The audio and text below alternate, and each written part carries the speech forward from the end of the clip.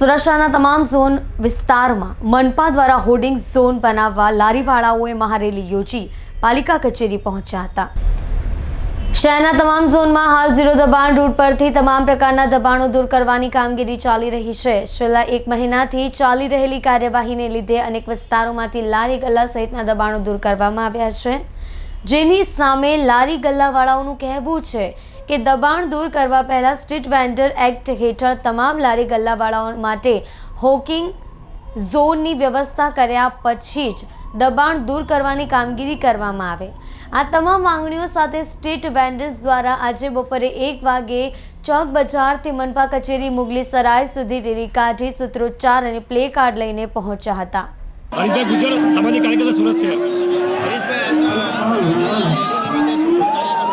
આજે અમારા સભ્યભાઈ ચાયવાલા અને અમારા સમય મહેમાન દ્વારા અને નાસવી દ્વારા જે સુરત મહાનગરપાલિકાની ટીમ દ્વારા જે 0 નંબરના દબાણ પર અત્યાચાર કરવામાં આવ્યો છે, એની વિરુદ્ધમાં પૂરા સુરત શહેર અને સુરત જિલ્લાના હજારો લાખોની સંખ્યામાં લારીવાળાએ આવેદનપત્ર આપવામાં આવે છે કે આ કાળો કાનૂન પાછો લેવામાં આવે, કારણ કે આજે છેલ્લા 65 દિવસથી આ લોકો બેરોજગાર છે। આ લોકોની મોંઘવારીમાં ઘર કેમ ચલાવવું, ફીસ કેમ ભરવી, પ્લસ મ્યુનિસિપાલિટીવાળા જે લોકોને લોન આપી છે 10-20 હજાર રૂપિયાની, એ લોન ક્યાંથી ભરશે, એ બધું એનો અમલ કરવા માટે અમે આજે અહીંયા રેલી કાઢીને આવ્યા છે। કયા પ્રકારની માંગણી લઈને અહીંયા આવ્યા છો? અમારી માંગણી એક જ છે કે અમે આજે વર્ષોથી સુરત જ્યારથી વહીશું છીએ ત્યારથી અમે સ્વૈચ્છિક શાંતિપૂર્વક ધંધો કરતા આવ્યા છે, લારીવાળા એનો ધંધો કરવા દેવામાં આવે શાંતિપૂર્વક। અમારી એ જ માંગણી છે, બીજી કોઈ માંગણી નથી। આજે દબાણ ખાતું છે, એ અત્યાચાર કરે છે। ચલો સતીશભાઈ અહીંયા આવી વાંધો ના ચાલો जाते जे है ना, આપનું નામ? सतीश। सतीश भाई, आज रैली में कौन सा सॉरी, आज की जो रैली है हाँ हाँ वो कौन से माध्यम से आप ले आए? साहेब, અમે लोग ફૂટપાથ પર ધંધા કરીએ છીએ ના, પેલા એ લોકો એસએમસી વાળા ને પેલું દબાણ ખાતાવાળા એ લોકો બધા હેરાન કરે છે ને અમે જાતે જ ગુજર બસર કરવા માટે હું જાતે જ પ્રોડક્ટ બનાવું છું ને વેચું છું।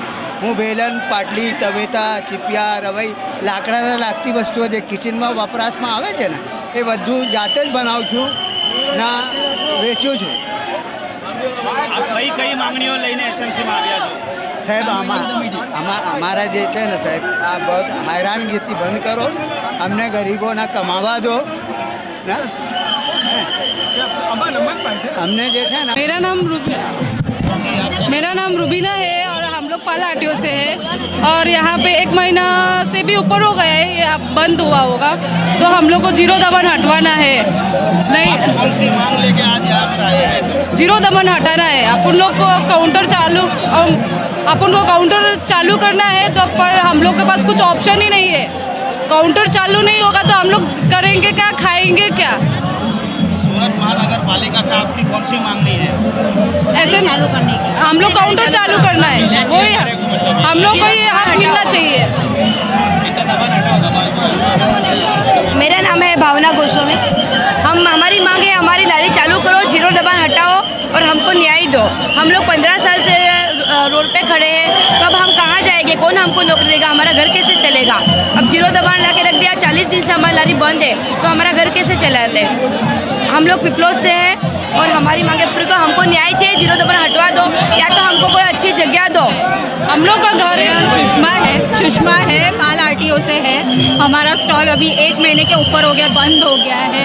अभी आप हम लोग को बताओ, हम लोग हमारा घर कहाँ से चलाए?